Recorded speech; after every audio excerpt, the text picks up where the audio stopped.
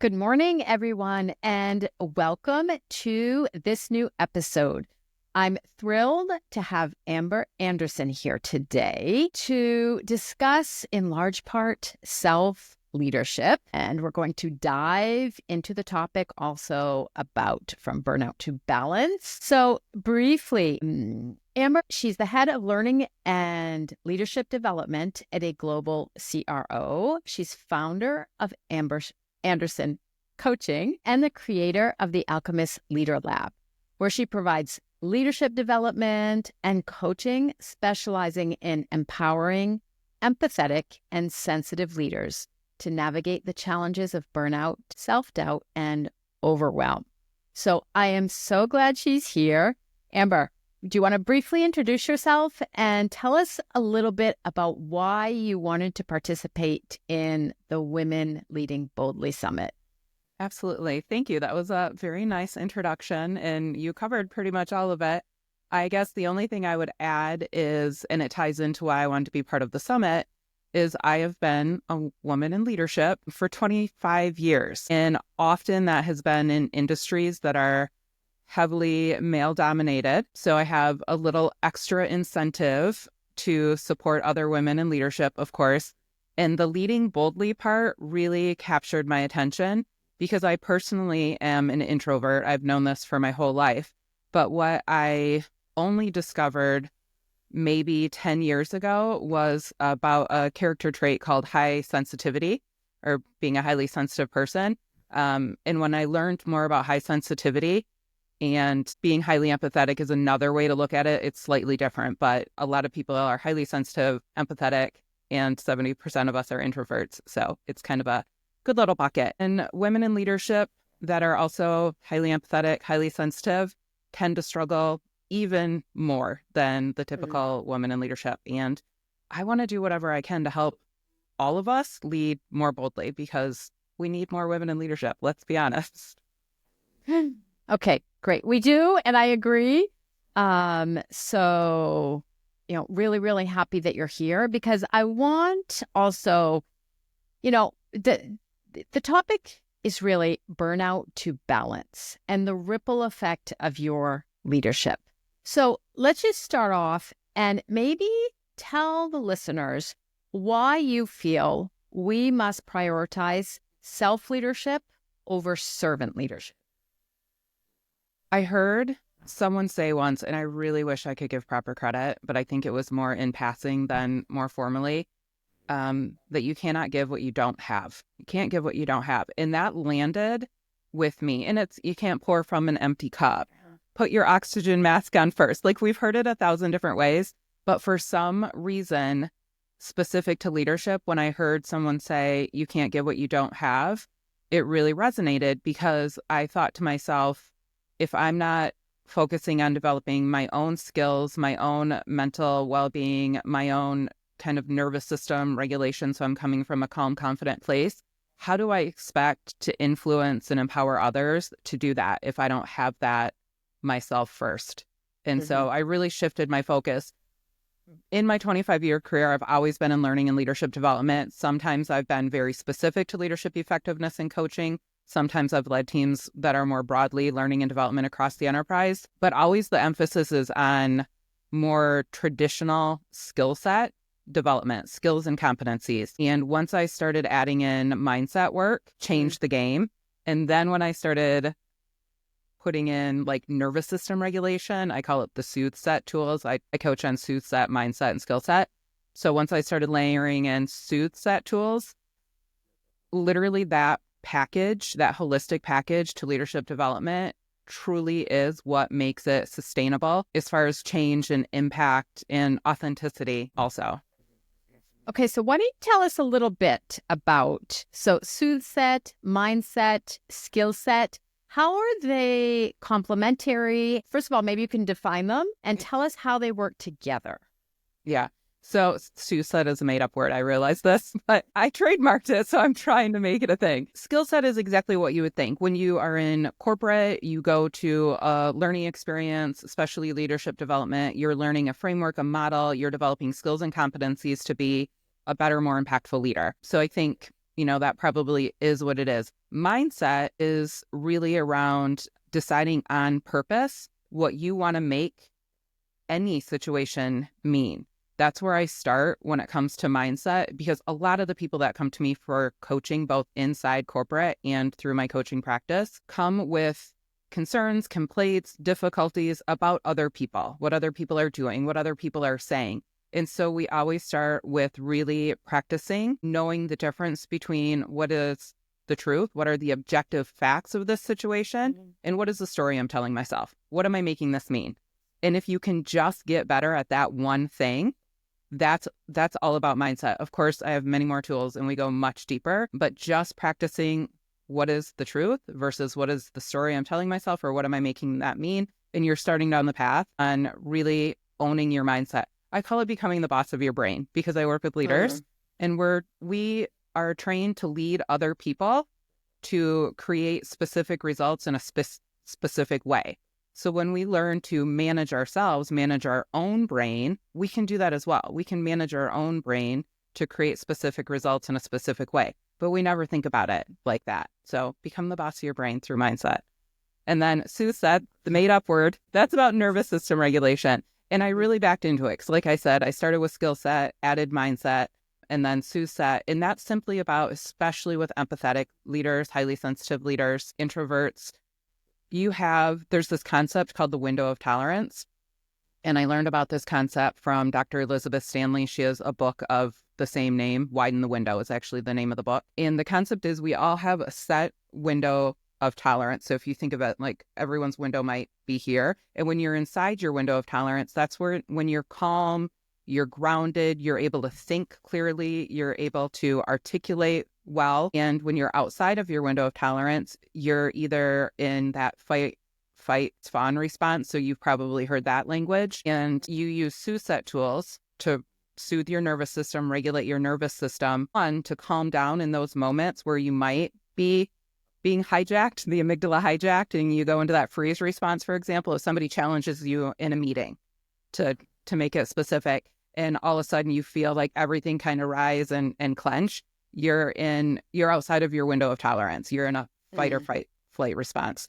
There are techniques that you can do right in that moment to bring yourself both inside your window of tolerance, but also simultaneously, every time you do it, your window gets a little bit wider and a little bit wider and a little bit wider. So your baseline changes. So it's harder to knock you out. And so giving tools for all three is really, I think, the secret sauce of highly effective, high impact leadership development, because you're hitting it from all the angles that are necessary. And do you find that the women or men that you work with, are between the three pillars or the three different elements, are there parts that are more difficult, that take more time, that people struggle with more? Are there parts that are easier? Like how, because you said you started with the mindset part. Is that part easy? So just tell me a little bit about how people navigate those three different elements. Yeah, I'm really glad you asked, because in theory, the mindset part should be pretty easy. It's truly like our thoughts are the only thing that we can control. I'm sure you've heard that before, and so much easier said than done, right? I read recently that we have upwards of 90,000 thoughts a day. And obviously, most of them are subconscious. They're just repeated thoughts, beliefs, and upwards of 80% of them are negative. So if you think of it, I'm 49 years old. So I have 49 years of these thought patterns running in my brain. I am not going to sit with somebody for one session, one workshop, and be able to unravel that in an hour or even in a couple of days, right? So it takes a lot of work. It takes a lot of intention, but it's not hard work. It's just like redirection over and over and over again. And I teach people how to recognize those triggers before they start to go down that path. Because most of us tend to worry and ruminate, and that we waste so much time and energy. Honestly, we talk about like time management and productivity. Like, be the boss of your brain, and you will literally create more time for yourself when you're not reading and rewriting that email a dozen times before you hit send because you're trying to get it just right, for example. So mindset part is hardest only because it's so deeply embedded. Mm. And the fact versus story, do you find that people see it and get it, or is it something they really have to experience for a while before because it's an awareness. It's an awareness between, okay, my brain is feeding me this. Is that a fact? Is that a story? So when you say that it does take a while, and like you said, completely understand all of these years to kind of unravel, how our brain has functioned and all of those neural pathways. But does everyone get it at some point in time, or is it still a difficult concept for some people? I think they get it in theory immediately. I can't think of one example when someone hasn't either said something along the lines of like, oh, of course, that makes sense. I've heard this before. I just kind of forget, or mind blown. Oh my gosh. Because when you think about it, it's really empowering. Once you really realize you have so much more control over how you're thinking, how you're feeling, and how you're showing up, which of course, how you show up creates whatever results you have. So I really lean into like, this is a very empowering thing for you to practice and put a really positive spin on it. Because there's a little bit of a danger zone with people beating themselves up about it once they realize like, oh, I'm actually creating a lot of unnecessary suffering for myself by the way I'm thinking about this, by, blaming others for the way I'm feeling. And so I have to watch for that. You have to watch if you're doing this work, be careful of that yourself, not to fall into that pattern. So really framing it in a very empowering way. But people are able to get it pretty quickly. And a lot of people come with a lot of judgment about themselves, but also about others. And I always say, awareness precedes change. So I love that you brought up it's an awareness thing. We start there. We don't actually try to make a lot of changes at first. Just practice noticing. Just be present and notice what's happening, raise your awareness, and then you can start to make changes. But as far as, oh shoot, I lost my train of thought. Awareness precedes change. Oh, judgment and curiosity. There goes my brain. I always also say you can't be judgmental and curious at the same time. So whenever you find yourself being judgmental, and a lot of the people I work with they're most judgmental about themselves. But I'm not proud, but I'm a judgy person. Like I judge others as well. I think it's natural. And whenever you find yourself being judgmental, just shift your mindset to curiosity. And you can do that really easily by asking, curious questions. I wonder, what if, things like that. And that quickly redirects your brain to curiosity. You're going to show up in a much different way when you're curious than you will when you're judgmental, for example. So that's another quick, easy exercise for people to start working on mindset. Okay. And also tell us a little bit about, because the title of what we wanted to talk about was also from burnout to balance, the ripple effect of your leadership. So tell me a little bit about why the topic of burnout and how to go from burnout to balance, why that is so important for you and what people can do to become aware of that. It's important for me because I personally experienced burnout to the point that I ended up leaving my dream job. It was a role that I had created in a multi-billion-dollar global organization. I was the global director of leadership effectiveness, literally traveling around the world, training and coaching all of our top leaders. Dream job. And I was miserable. Physically exhausted, mentally exhausted, even though I really loved the work and I couldn't figure out what was happening. And around the same time is when I got my first coaching certification, and it was through that organization. And it's a certification called Immunity to Change. And it was developed by Harvard professors and adult developmental theory, like very academically research based. And just going through that experience it was a very comprehensive, challenging 12-month program, but I had my own coach as part of that program. So having a coach, learning that process really started to lighten the burden from the burnout I was experiencing, but it also made me realize like I couldn't continue at the capacity where I was until I spent more time kind of healing and recovering. So personally, I left my dream job without having anything lined up. I had gained 60 pounds in about 3 years, which is a lot. And so health wise, I was over drinking, I was overeating, and that was the manifestation of overworking, overthinking. That's the ruminating, the worrying, overcompensating for my perceived flaws. I was always afraid of being found out as like not worthy of this big fancy job I had. Even though I totally was fine. I was good. I was great at my job, as a matter of fact.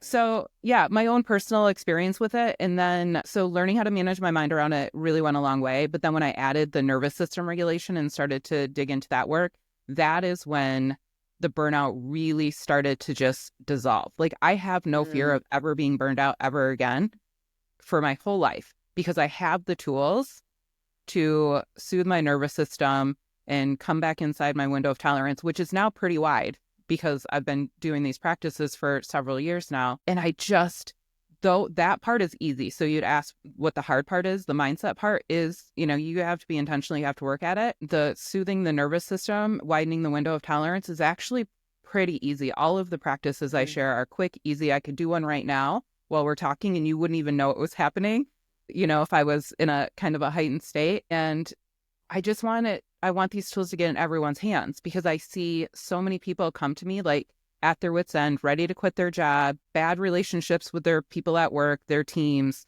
with their partners and their children. Like it really does. We have a ripple effect on the people in our lives, and whether you're burned out or not makes the difference on what that impact is. So if you want your ripple effect to be a positive one for everyone around you, be balanced, be calm, take care of yourself first. Because if you're not, you're going to have a negative impact on the people that you love most. And nobody wants that. And it actually is really pretty simple to fix. And no, I love it. So thank you also for sharing your story.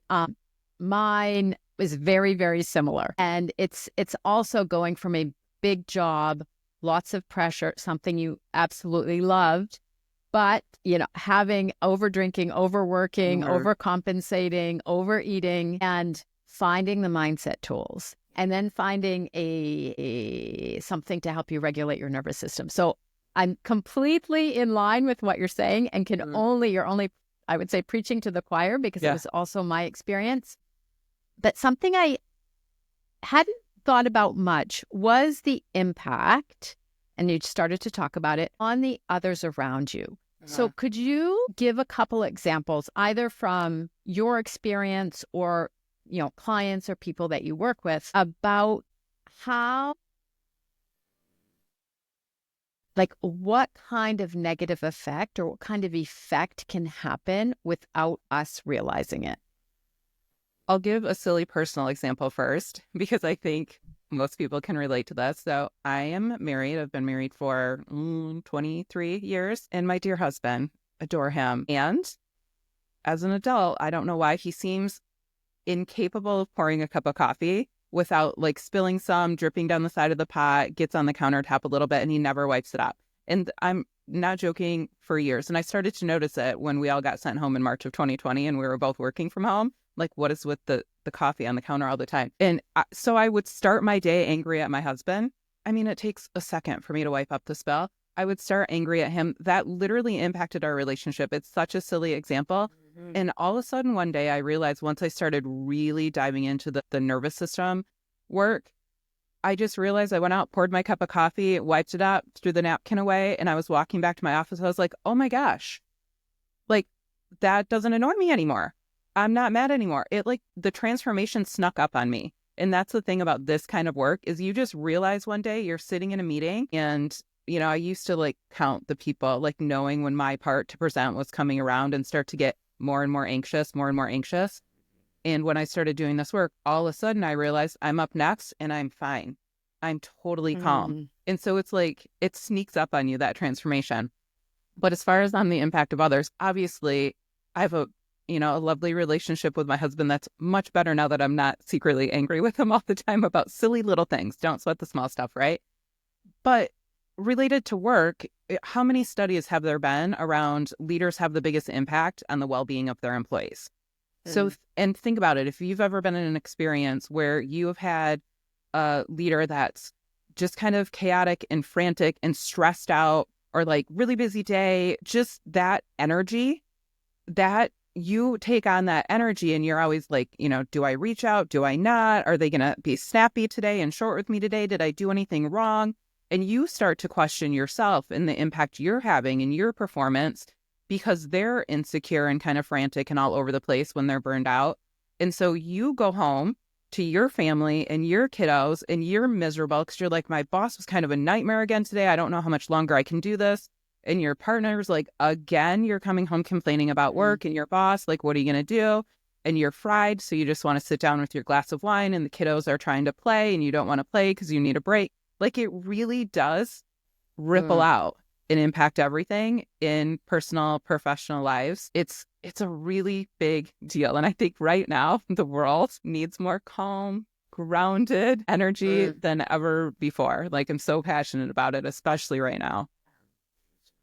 Yeah, I think that the way I see it is that your energy feeds off energies feed off energies. So if you are giving off negative energy, the other people feel it and respond negatively also. And I think it's the coffee example is simple but so powerful because it's how you react to that small event. And there's 50 million events every single day. How you react affects the others. And then, so either the energy builds and it becomes, you feed off that negative energy, or there's that calm that also people feel. Yeah. So, but your example also of taking home from work and how that impacts everybody that you're living with, I think is well. And I want to be clear, it's not about toxic positivity either, because I think people have a tendency to like go to the other extreme. And what I really encourage people to focus on is authenticity. So as a leader, I might have a rough day. Like, this week has been really productive, I like to say, instead of busy. Lots going on, very productive week. So I could show up with my team and be kind of frazzled and short, or I could show up authentically and say, there have been some challenges this week and I'm struggling a little bit. So, forgive me if I haven't been as available, but is there anything you need from me? I'll make time for it. And so be genuine and authentic. Don't show up and be like, everything's great, the world is perfect, because that's not true either. And they can sniff that out a million miles away. And you're not going to have any trust if you are not being your authentic self. And that's, building trust clearly as a leader is really important. Yeah. No, and you're right. People do feel it. They feel it. They see it. And I think that, especially, so I live in Europe and worked with a lot of European teams, and we're not as positive also as Americans in general, even though I'm American. And so I think a lot of times people, at least it's been my experience, they go to, okay, I know I need to be more happy, or I know I need to be more positive. But it's not that. It's finding, I think it's recognizing just what is going on in your brain, how you can make some minor changes, and how it affects people around you. If I want to kind of boil it down. Yeah, absolutely. And all that power is within ourselves. And I think 100%. That's what people don't realize. Yep, absolutely. So, and what do you think also, could you maybe just give an example of somebody you've worked with that you've seen a complete transformation, as in like a before and after, with maybe just a concrete example in a work situation? Do you have anything in mind? One example that pops to mind immediately is I was coaching a female leader who had returned from a leave for parental leave, and she had asked for, and this is outside of my organization, so I don't know what the policies at that company where she was working were, and if this request was very outside the norm. I don't have that kind of context, but she had asked to return to work on a reduced schedule, 3 days a week, and that request was denied. So the option was she either returns at a full-time, 40 hours a week here in the States, or, exit the organization. And I'm sure it wasn't put that bluntly, but that's like how she read it. And this was about a year ago. She came back and she's been working full-time ever since. and she has been holding on to this resentment about the fact that she didn't get the reduced work schedule. So she reached out to me for coaching because she's having challenges with relationships with people that she used to have great relationships with her peers. Her team, she feels like her team is making decisions in isolation and not looping her into things. Her boss, she feels tension. So it's really all around relationships. And when we started to unpack it, she realized she's angry, and she's holding on to this resentment from a year ago. And she's bringing that into every conversation, every meeting, and she's been doing it for a very long time. And so eventually people are just like, all right, I'm done. You're like grumpy all the time. You're angry all the time. And they don't want any part of it. And once she realized, like, oh, this is me. This is how I'm showing up. Like, I'm bringing this energy. Of course, they're going to reciprocate with kind of a more abrasive or aggressive energy. And so she started doing the mindset work, but we did some skillset work with her as well, just to, because you kind of have to be like in that calm state to really intentionally manage your mind around it. And literally within weeks, her relationships are better. She's like, I feel better going to work. I feel better coming home from work. I feel like I'm laughing with my colleagues again. Like I'm starting to build these relationships back and these friendships back. And it doesn't take that long. It just took her recognizing like how much it took her owning it, honestly, in this situation, like that she was the common denominator, and she didn't have to be. If she could just let go of the resentment, it could change everything, and it really has for her. Yeah, it's a beautiful example, because it seems something so simple, but you can see how it affects absolutely everything at work. Yeah. Okay, great. No, this has been, for me, absolutely fascinating, because it's also work that I've done. And I think that when people really experience and see the impact, that it is absolutely life-changing. And I love that you've added in also the skillset, because I think it's a beautiful complement to, just the mindset and the skill set. So are there any topics, anything burning that we didn't touch on, that I didn't ask, that you would like to conclude with? I mean, I don't think so. I'm sure you would say the same thing. It's like nobody ever thinks it's the right time to start with the self-leadership work and focusing inward, but it's so worth doing the inner work to create that outer change. And when you do the inner work to create the outer change is sustainable, it's authentic, it's joyful. Like it makes such an impact, not just for you, but like we've been talking about, for everyone else. And, make time. It doesn't have to take a long time. Prioritize it. It's really that important. And I would just maybe like to put out to the listeners also, I think you and I are both examples also of what is possible. Of having done the work and now having, passionate professional life, excellent relationships. So it is completely possible to change, even also in midlife. A lot of people think it's too late or whatever. So Just getting started. Yeah, just getting started. Okay, great. So if somebody wanted to reach out to you, how could they contact you? And do you have any resources that you could share?